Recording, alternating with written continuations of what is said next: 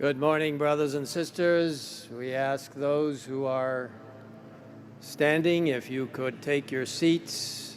We will prepare for announcements from the session management team and an announcement from Pastor Maruvan regarding the nominating committee.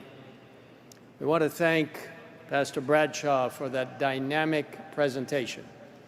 If you didn't get it clearly in your mind, let me repeat it. The Word of God has to be in our hearts. What a privilege to have Pastor Bradshaw from the It Is Written telecast organization for the entire morning devotionals. And thank you to Ramon and Aurora Canals for their prayer session. Before we have the announcements, I need to share something with you. The discussion yesterday afternoon brought to light a disparity, a difference from what I was reading off of and what has been on our official statement regarding the 2015 statement regarding vaccinations. This is not a debatable item this morning. This is not a time when we're going to be discussing it, but it is a time of clarification. After the discussion and then some subsequent information, we worked diligently to try to understand what had happened. And unfortunately, on the website that has the official statements of the General Conference, for the last number of years, the particular statement that was about vaccinations issued back in April of 2015 did not represent what was actually voted. And it appears, and we can't really go back and try and uncover everything and what would the point be, that some advanced information was provided to the communication department, which handles our publicizing the statements of the General Conference. So when it was read to us from one of the delegates that we base our understanding of health on the Bible, the spirit of prophecy, and peer-reviewed scientific health literature that did not connect with the material that I had received directly from Secretariat at the General Conference of what we had voted. Because what was voted,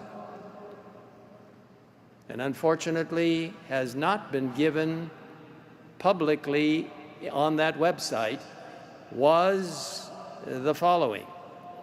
And in fact, I'm going to ask that thank you, it's up there right now, and I'm going to read it to you.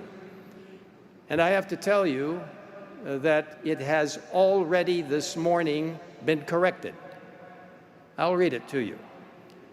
The Seventh-day Adventist Church places strong emphasis on health and well-being.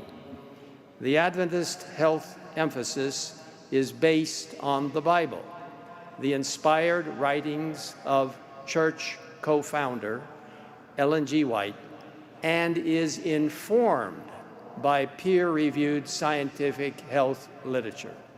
As such, we encourage responsible immunization, vaccination, and have no religious or faith-based reason not to encourage our adherents to responsibly participate in protective and preventive immunization programs. We value the health and safety of the population, which includes the maintenance of what is known as herd immunity.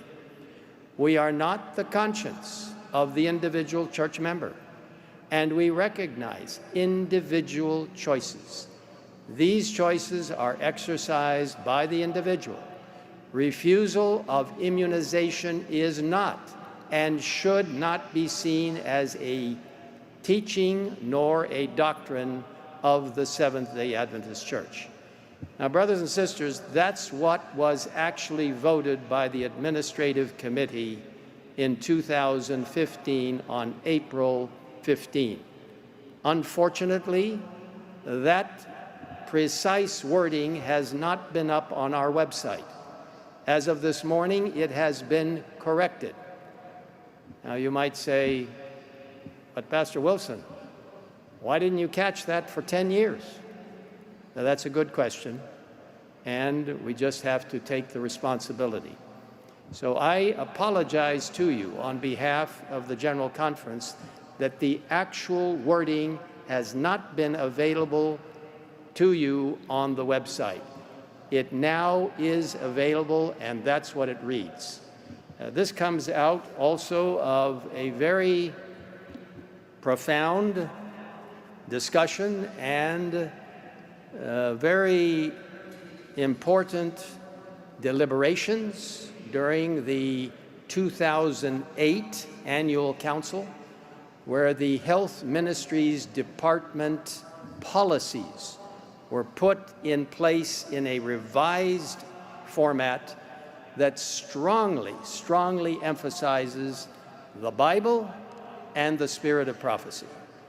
So I hope, brothers and sisters, that no one, anywhere around this globe, will bring up again that the Seventh-day Adventist Church does not place the Bible and the spirit of prophecy at the highest level of authority.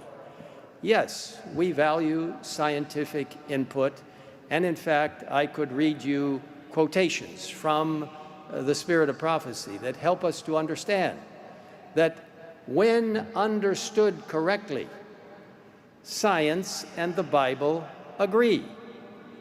But never do we put scientific information above or even equal to the Bible and the spirit of prophecy.